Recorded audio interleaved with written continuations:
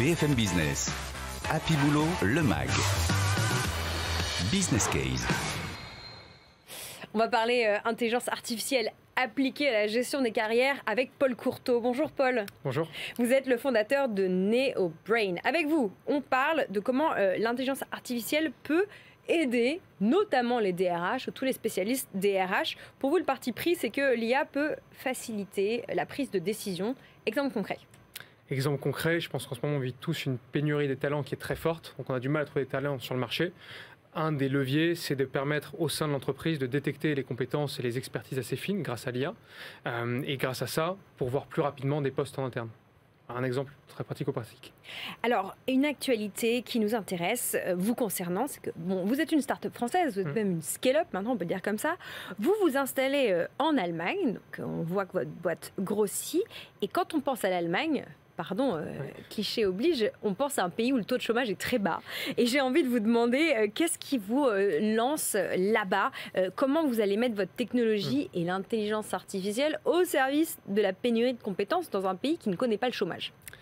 Alors effectivement c'est un pays complexe à adresser. On l'a adressé notamment parce qu'on est très complémentaire des systèmes d'information en place dans les entreprises. Et l'Allemagne est forcément très équipée d'SAP.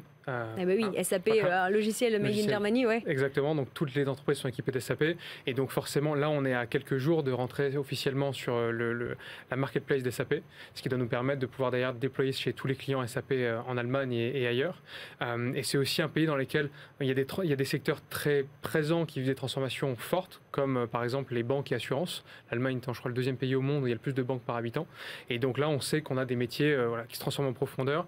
Et même si le taux de chômage est faible, justement, on vient à la fois permettre à l'entreprise de mobiliser toutes ses compétences en interne, en priorité, avant de rechercher un candidat externe, mais aussi d'aider à transformer les compétences de ses équipes pour s'assurer qu'elles aient les compétences dont elles ont besoin pour demain. Alors, vous parlez de SAP. Est-ce que c'est nécessaire de se brancher sur un outil comme SAP pour aller cruncher, pour aller travailler la data qui peut nous aider quand on est acteur RH à prendre de bonnes décisions? Alors, ce n'est pas un prérequis, mais c'est un facilitateur parce que ces systèmes d'information, en fait, possèdent des données qui sont très peu exploitées, comme les entretiens annuels par exemple. On peut avoir des frustrations en disant ça fait 3 ans que je dis que je voudrais, je sais pas, prendre un poste dans lequel je pourrais parler mandarin, et en fait le jour où on cherche cette compétence, on recrute à l'externe. Donc en fait on a cette base de données qui est présente dans SAP qu'on peut mobiliser pour engager les salariés, mais on peut fonctionner sans système d'information. Et là on a toute une base externe, on analyse tous les jours des millions d'offres d'emploi sur le marché pour nous permettre de détecter les compétences qui vont émerger demain et celles qui vont disparaître. Et ça, même si l'entreprise n'a pas ces informations déjà présentes en interne.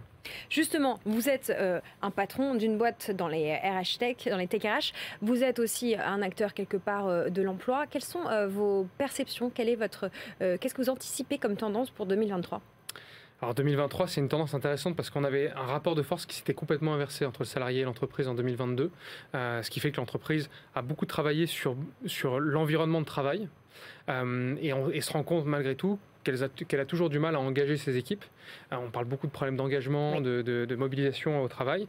Et en fait, je pense qu'on n'a pas abordé un sujet qui va devenir très central en 2023, c'est le contenu du travail lui-même. Moins l'environnement, comment je travaille, la fiche de poste, qu'est-ce que je fais quotidiennement, est-ce que les missions, est-ce que les compétences que je mobilise, est-ce que ça m'intéresse, est-ce que c'est ce sur quoi j'ai envie d'évoluer demain? Je pense que ce sera la grande question en 2023. On revient sur le contenu, sur le cœur de métier. Ouais. Et les attentes vers le haut ou les attentes vers le bas?